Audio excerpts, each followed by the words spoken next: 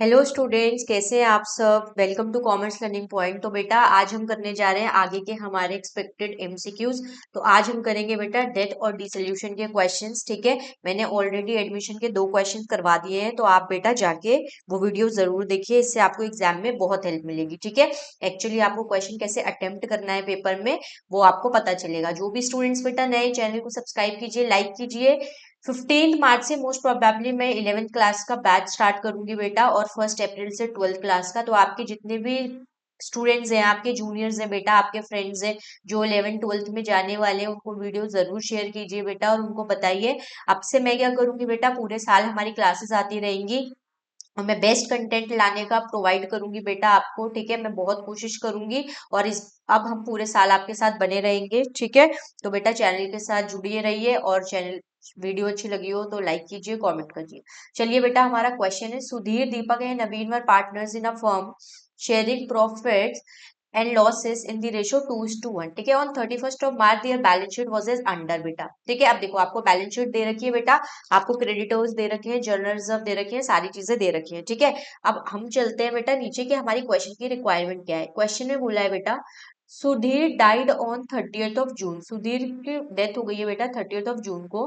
Partnership deed provided for the following on the death of a partner. क्या क्या बोला है बेटा, goodwill of the firm was to be valued at 2 1/2। इसका मतलब क्या होता है बेटा, 2.5 years purchase of average profit of the previous 4 years विच वर इतना। ठीक है, तो आपको क्या दे रखा है बेटा, एवरेज प्रॉफिट दे रखा है विच इज 1,80,000। हाँ या ना। ठीक है, तो चलो यहीं पर ही निकाल लेते हैं। अगर मैं सी के शेयर की गुडविल बोलूं, सी शेयर ऑफ गुडविल की अगर मैं बात करूं बेटा, तो वो कितना हो जाएगा, वो हो जाएगा आपका 1,80,000। ठीक है बेटा, मल्टीप्लाई किससे कर दूंगी बेटा मैं, दिस इज एक्चुअली 5/2 है ना, दिस इज एक्चुअली 5/2। इसको हम 5/2 ले लेते हैं। ठीक है बेटा, तो ये कितना हो जाएगा आपका ना, मल्टीप्लाई बाय 5/2। ठीक है बेटा, आ गई बात समझ। अब और किससे मल्टीप्लाई करेंगे इसको, अभी देख लेते हैं किससे करेंगे। सुधीर का शेयर कितना है बेटा, यहाँ पर देखो 2/5 दे रखा है। सुधीर का शेयर कितना दे रखा है बेटा, 2/5 दे रखा है। तो हम इसको किससे मल्टीप्लाई कर देंगे, 2/5 से मल्टीप्लाई कर देंगे। अब चलो अब इसको कैंसिल आउट करते हैं बेटा, 5 से 5 कैंसिल, 2 से 2 कैंसिल। देखो कितनी इजी कैलकुलेशन। सुधीर का शेयर जो आ गया बेटा गुडविल का, वो कितना हो गया बेटा, 1,80,000 का हो गया। आ गई बेटा बात समझ। ठीक है, नेक्स्ट चलते हैं। क्या बोल रहा है, सुधीर शेयर ऑफ प्रॉफिट और loss till the date of death was to be calculated on the basis of sales. ठीक है बेटा, sales for the year ended 31st March amounted to rupees 4 lakh है बेटा, and that from 1 April 30th of June 2022 amounted to rupees 1,50,000। The profit for the year ended 31st March was rupees कितना दे रखा है बेटा, आपको 1 लाख का दे रखा है। तो आपको कैसे निकालोगे बेटा शेयर ऑफ प्रॉफिट, देखो शेयर ऑफ प्रॉफिट कैसे निकालेंगे, ये देखो बेटा इंपॉर्टेंट कॉन्सेप्ट है। ठीक है, देखो आपको क्या करना है बेटा, आपको ये देखना है कि इस साल की जो प्रॉफिट हुआ है अभी 2022 का, वो कितना है बेटा, 1 लाख का है। हाँ या ना। ठीक है बेटा, आपको इसे मल्टीप्लाई करना है बेटा 1 अप्रैल से 30th of June को जो हुआ है, मतलब मैम हो गया ये 1.5 लाख। ठीक है, फिर आपको इसको डिवाइड कर देना है बेटा 4 लाख से। ठीक है, और फिर आपको इसको मल्टीप्लाई कर देना है बेटा सुधीर के शेयर से। सुधीर का शेयर कितना था बेटा, 2/5 था। अब जब आप इसको कैलकुलेट करोगे तो आपका जो आंसर आएगा वो कितना आएगा बेटा, आपका आंसर वुड बी 15,000। हाँ या ना, बात समझ आ गई बेटा। चलो, अब बोला है बेटा IOC was to be provided at the rate 7% per annum. अब इसका आईओसी निकाल लेते हैं बेटा, इंटरेस्ट ऑन कैपिटल। अब देखो इसकी कैपिटल कितनी है वो चेक करो पहले तो। इसकी कैपिटल है बेटा 1,60,000। इसकी जो कैपिटल है वो कितनी है बेटा, 1,60,000 की है। ठीक है, उसका कितना निकालना है हमें, फिर वही 7% निकालना है। अब देखो वो मरा कब है बेटा, सुधीर मरा है 30th of June को। तो हमें कितने टाइम का निकालना पड़ेगा बेटा, अप्रैल मई और जून का, मतलब 3 महीने का आपको आईओसी निकालना है। ठीक है, आ रही है बात समझ। चलो, तो जब इसको हम कैलकुलेट करेंगे तो हमारा आईओसी कितना आ जाएगा मैम, हमारा आईओसी यहाँ पर आ जाएगा 2,800 का। ठीक है, तो फर्स्ट चीज बेटा हमने ये निकाल ली, सेकंड चीज हमने ये निकाल ली, और थर्ड चीज हमने ये निकाली। हाँ या ना, बात समझ आ गई। तो अब आपको क्या बनाना है, आपको बनाना है सुधीर का कैपिटल अकाउंट। ठीक है, चलो अब सुधीर का कैपिटल अकाउंट बनाते हैं। ठीक है, चलो चलो, अब हम बनाते हैं बेटा सुधीर का कैपिटल अकाउंट। तो ऐसे लिख लेते हैं बेटा, एस कैपिटल अकाउंट। ठीक है। तो दो होते हैं बेटा, एक तो कैपिटल अकाउंट बनाना होता है और आपको एक एग्जीक्यूटर अकाउंट बनाना होता है, दोनों अलग अलग बनते हैं बेटा, तो आपको ये चीज पता होनी चाहिए। ठीक है, चलो लाइनें थोड़ी सी टेढ़ी हो रही है बेटा, कोई बात नहीं। ठीक है, चलो हमें कॉन्सेप्ट समझने से मतलब है। यहाँ हो गया बेटा अपना क्रेडिट, यहाँ हो गया अपना डेबिट, ये हो गया अपना पर्टिकुलर्स अमाउंट। पर्टिकुलर्स अमाउंट आपको पी नहीं लिखना है, आपको पूरा पर्टिकुलर्स लिखना है। ठीक है, तो कैपिटल अकाउंट में सबसे पहले तो यहाँ पे क्या आता है बेटा, बाय बैलेंस ब्रॉट डाउन, जितनी उसकी कैपिटल है। तो उसकी कैपिटल कितनी है बेटा, अगर क्वेश्चन में सुधीर की कैपिटल मैं देखूं तो वो कितनी है, 160 है, तो यहाँ पे हम उसकी कैपिटल लिख देंगे बेटा 160। ठीक है, बात समझ आ गई बेटा। उसके बाद क्या है बेटा, पहले बैलेंस शीट में जो जो चीजें वो देखो, अब जनरल रिजर्व है कितने का है, 1 लाख का है, तो हम क्या लिख देंगे बेटा यहाँ पे, बाय जनरल रिजर्व। अब आप क्या करोगे बेटा, जनरल रिजर्व में सुधीर का शेयर निकालोगे, which is 1 lakh multiply by कितना बेटा, सुधीर का शेयर कितना था, 2/5। तो इसको आप जब आप कैंसिल आउट करोगे तो ये कितना हो जाएगा बेटा, this would be this would be 40,000, right? This would be 40,000। तो यहाँ पे जनरल रिजर्व आ जाएगा बेटा 40,000। ठीक है, राइट। नेक्स्ट चलते हैं बेटा, नेक्स्ट क्या बोला है, नेक्स्ट यहाँ तो कुछ नहीं है, यहाँ देख लेते हैं। देखो बेटा एडवर्टीजमेंट सस्पेंस है यहाँ पे। ठीक है, ये एडवर्टीजमेंट सस्पेंस हम कहाँ लिखते हैं बेटा, डेबिट साइड लिखते हैं। ठीक है, ये कहाँ लिखते हैं, डेबिट साइड। कोई भी चैप्टर ले लेना, पार्टनर्स कैपिटल में ये हमेशा डेबिट साइड आता है। तो इसका कितना आ जाएगा बेटा, हमारा अमाउंट, इसका हमारा आ जाएगा बेटा कितने का है, ये 1/20 का है। तो 1/20 को आप मल्टीप्लाई कर दो बेटा किससे, इसके शेयर से, विच इज 2/5। तो जब आप इसको कैलकुलेट करोगे बेटा तो आपका एडवर्टीजमेंट सस्पेंस यहाँ पर आ जाएगा 48,000 का। ठीक है, तो यहाँ पे आप लिख दो 48,000। ठीक है बेटा, बात समझ आ गई। अब देखो जो जो चीजें हमने निकाली थी वो हम लिख देंगे। सबसे पहले हमने क्या निकाला था बेटा, वो प्रॉफिट का शेयर, तो इसको लिखेंगे बाय पीएनएल सस्पेंस अकाउंट, क्योंकि वो कब मरा है बेटा, बीच में मरा है, और जब साल के बीच में मरता है तो हम पीएनएल सस्पेंस लगाते हैं। ठीक है बेटा, तो हमारा वहां पे कितना आ गया था, 15,000 आ गया था, तो यहाँ पे हमने 15,000 लिख दिया। ठीक है बेटा, हमने आईयूसी निकाला था, तो आपको पूरा लिखना है पेपर में, बाय इंटरेस्ट ऑन कैपिटल, जो कि हमने निकाला था बेटा 2800। हाँ या ना, बात समझ आई। ठीक है मैम, समझ आ गई। अब बेटा हमारी एक बची है जो कि जिसको हम कहते हैं गुडविल। देखो गुडविल का यहाँ पे अमाउंट कितना निकाला था बेटा हमने, मैम यहाँ पे गुडविल का अमाउंट निकालता हमने 180। अब ये जो 180 है बेटा, अगर इसकी मैं गुडविल की जनरल एंट्री बोलूँ तो जनरल एंट्री क्या होगी बेटा, gaining partners capital account debit, gaining partners capital account debit होता है बेटा to deceased partner capital account, to deceased partner capital account. तो आपको सबसे पहले बेटा गेनिंग रेशो फाइंड आउट करनी पड़ेगी। ठीक है बेटा, गेनिंग रेशो कैसे निकालते हैं मैं ऑलरेडी अपने आगे की वीडियोस में बेटा करवा चुकी हूँ, पिछली वीडियोस में, तो वीडियोस जाकर जरूर देखिए। ठीक है बेटा, तो अब अगर जब हमने गेनिंग रेशो निकाली बेटा तो इसकी जनरल एंट्री बनेगी, वो दोनों जो पार्टनर है उनका अकाउंट डेबिट हो जाएगा बेटा, और किसके अमाउंट से होगा बेटा, एक का हो जाएगा बेटा अपना 1,20,000 से। ठीक है, और एक का हो जाएगा 60,000 से। ठीक है, ये क्या है बेटा, इनकी गेनिंग रेशो में बटा है। ठीक है, इनकी गेनिंग रेशो कितनी आई है बेटा, इनकी गेनिंग रेशो आई है 4:3। हाँ या ना, बात समझ आ गई बेटा। ठीक है, एक मिनट रुको, नहीं 2:1 आई है। ठीक है, इनकी रेशो जो आई है वो क्या आई है बेटा, गेनिंग रेशो 2:1 है। ठीक है बेटा, आगे बात समझ, तो ये कैंसिल आउट हो गया, तो यहाँ पर कितना आ गया बेटा हमारा, यहाँ पर हम लिखेंगे बाय, कौन है बेटा, देखो पार्टनर का नाम क्या क्या है, हाँ, तो यहाँ पर लिखेंगे बेटा by Deepak's account, by D's capital account, कितना आ जाएगा बेटा, 1,20,000। और फिर हम लिख देंगे बाय, कौन है दूसरा पार्टनर, नवीन है, तो बाय एन्स कैपिटल अकाउंट। ठीक है बेटा, बाय एन्स कैपिटल अकाउंट, कितना आ गया बेटा, 60,000। ठीक है, आ गई बात समझ, सारी चीजें हमने कर ली बेटा। अब बस आपको कुछ नहीं करना है, आपको क्या कर देना है बेटा, इन सबको टोटल कर देना है। जब आप इस दर का टोटल करके बेटा इसमें से इसको माइनस करोगे, यहाँ का टोटल कितना आएगा, 3,97,800। तो यहाँ का भी इतना ही आना चाहिए बेटा, 3,97,800।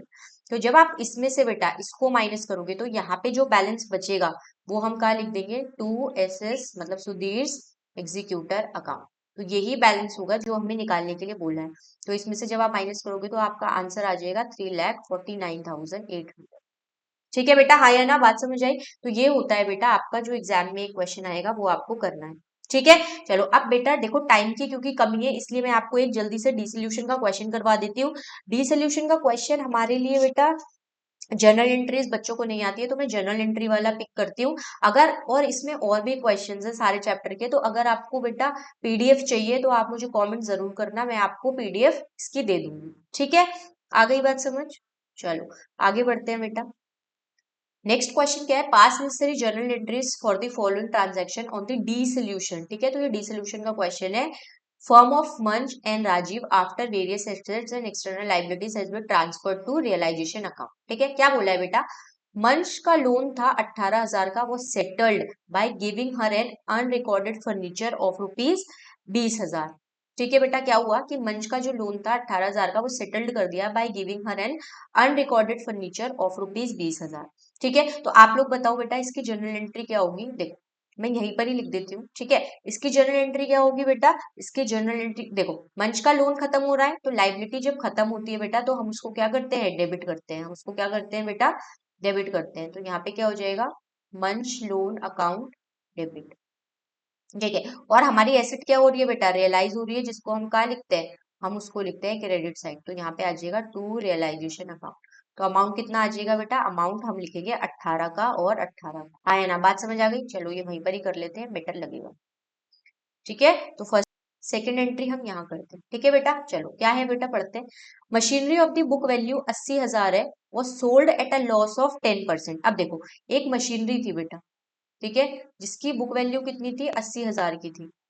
ठीक है, वो हमने सोल्ड करी है एट अ लॉस ऑफ 10%। मतलब अगर मैं इसका लॉस निकालू 10% का तो कितना आएगा बेटा, 8,000 आएगा। हाँ या ना? ठीक है, तो मतलब हमने कितने में सोल्ड करी होगी, हमने सोल्ड करी होगी बेटा वो 72,000।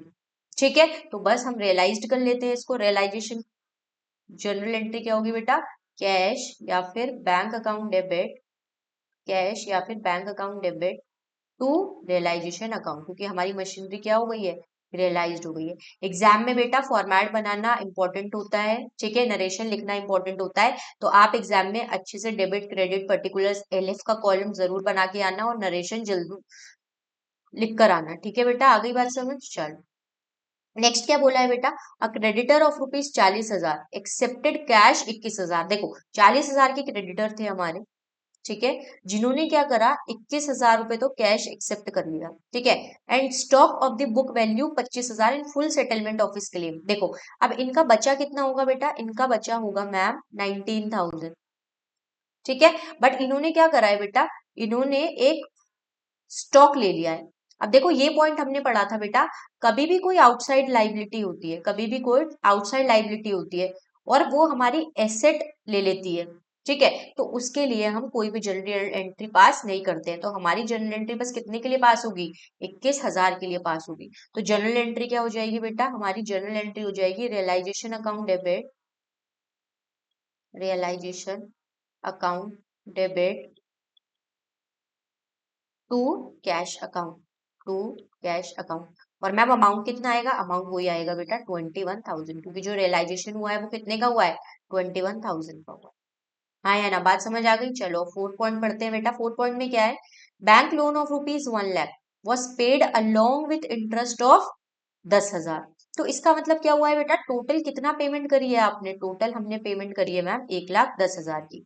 तो देखो अगर हम पेमेंट करते हैं तो हमारा रियलाइजेशन अकाउंट क्या हो जाता है बेटा, हमारा रियलाइजेशन अकाउंट होता है डेबिट। और क्योंकि हमारे पास से क्या गया है, कैश गया है, तो टू कैश अकाउंट। मैं फिर रिपीट कर रही हूँ बेटा, यहाँ पे अगर आप बैंक अकाउंट भी लिख लोगे तो आपका गलत नहीं होगा। ठीक है, आप कैश और बैंक, अगर आपको क्वेश्चन में कुछ गिवन नहीं है तो आप दोनों में से कुछ भी लिख सकते हो। ठीक है, चलो फिफ्थ क्वेश्चन करते हैं। फिफ्थ पॉइंट क्या है बेटा, फिफ्थ पॉइंट में बोला है investment of the face value 52,000। Investment थी जिसकी फेस वैल्यू 52,000 की है बेटा, but sold in the open market for 63,000 की, उसको सोल्ड कर दी। For which a commission of 2,000 was to paid to the broker. देखो बेटा टोटल क्या हुआ है, टोटल हमारी 52,000 की इन्वेस्टमेंट थी जो कि हमने सोल्ड कर दी बेटा 63,000 में। पर हमने क्या करा, 2,000 रुपए ब्रोकर को दे दिए। 2,000 रुपए किसको दे दिए बेटा, ब्रोकर को दे दिए। अब मुझे आप बताओ एक्चुअल में जो हमारे पास पैसा आया वो कितना आया, 61,000 आया या नहीं आया। देखो टोटल हमें पैसा मिला था 63,000, जिसमें से 2,000 ब्रोकर को दे दिए, तो हमारे पास अल्टीमेटली कितना आया मैम, 61,000 एग्जैक्टली। तो ये 61,000 की जर्नल एंट्री क्या हो जाएगी बेटा, कैश अकाउंट डेबिट, ठीक है, टू 2 हो जाएगा बेटा रियलाइजेशन अकाउंट। ठीक है, बात समझ आ गई। और अमाउंट कितना आ जाएगा, अमाउंट वही बेटा 61,000 और 61,000। हाँ है ना, बात समझ आ गई बेटा। ठीक है, चलो नेक्स्ट पढ़ लेते हैं। फिर बोला है बेटा profit and loss account balance of 30,000 appeared on the asset side of the balance sheet. तो ये दे रखा है बेटा, इसको हम क्या कर देंगे, राइट ऑफ कर देंगे पार्टनर्स में। तो इसकी जनरल एंट्री क्या हो जाएगी बेटा, इसकी जनरल एंट्री हो जाएगी मंच कैपिटल अकाउंट डेबिट। ठीक है, मैं तो एम लिख रही हूँ, आपको पूरा एग्जाम में लिखना है बेटा। ठीक है, आर्स कैपिटल अकाउंट डेबिट पूरा आपको लिखना है एग्जाम में, मैं अगेन बता रही हूँ बेटा। ठीक है, ऐसे ही बिल्कुल जैसे मैम ने लिखवाया वैसे ही नहीं लिख कर आना है। ठीक है, टू पीएनएल अकाउंट। अमाउंट कितना था बेटा, 30,000 का था। और क्योंकि इनकी रेशो इक्वल दे रखी है तो 15,000 ये आ गया बेटा, और 15,000 ये आ गई बेटा, बात समझ। तो ये है बेटा आपका टोटल क्वेश्चन जो कि जर्नल एंट्रीज में आता है डी सोल्यूशन में। ठीक है बेटा, अगर वीडियो अच्छी लगी हो तो वीडियो को लाइक कीजिए, अपने दोस्तों के साथ शेयर कीजिए बेटा। मैं अगेन आपको बता रही हूँ, हम ऑफलाइन बैचेस भी लेते हैं बेटा, गोविंदपुरी 9 नंबर गली। अगर कोई बच्चा है जो वीडियो देख रहा है जो गोविंदपुरी में ही रहता है, उसके भाई बहन है या फ्रेंड्स है, तो आप हमसे कॉन्टेक्ट जरूर कीजिएगा बेटा, मुझे कॉमेंट कर दीजिएगा। ठीक है, चलो okay bye bye and all the best. अच्छे से एग्जाम देकर आना, आप लोगों ने बहुत मेहनत करी है, बहुत पढ़ा है। ठीक है बेटा, बिल्कुल कामली पेपर करिएगा, कोई प्रॉब्लम नहीं आएगी, बस थोड़ा तसल्ली के साथ पेपर करना। एमसीक्यू की जितनी भी वीडियोस मैंने डाल रखी है चैनल पे वो जरूर देख कर जाना, जितनी भी कॉन्सेप्चुअल वीडियोस है वो जरूर देख के जाना, आपके एग्जाम में बहुत ज्यादा हेल्प मिलेगी आप। ठीक है बेटा, bye bye, all the best.